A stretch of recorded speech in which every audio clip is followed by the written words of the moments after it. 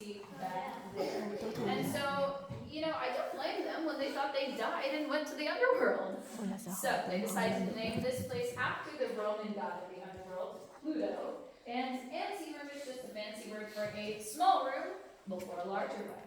Now I get to tell you how these formations actually get to be here. It starts with rainwater. Rainwater seeps through soil and it picks up CO2, or carbon dioxide. Does that sound familiar?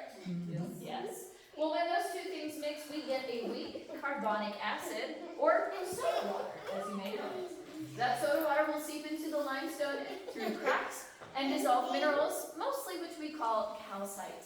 Calcite and acid continue flowing through cracks till they make it here.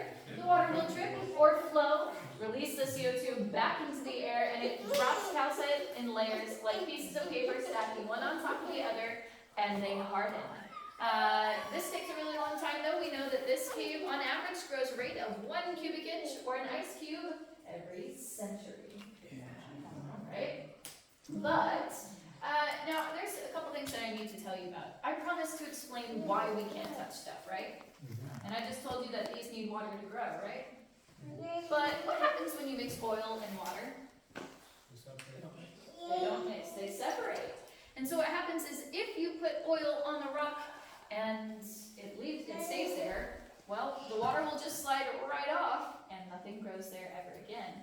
And we know this because of this stain here on the ceiling. This is a bat roost. Bats are mammals just like we are. They have the same dirts, oils, and acids, and after they hung from the ceiling, nothing has grown there in over 5,000 years. Does that make more sense? Do the bats still live? They do not. We do not have any more bats that live here, but sometimes, every once in a while, we do get a bat that comes through the front gate, but we capture them and release them.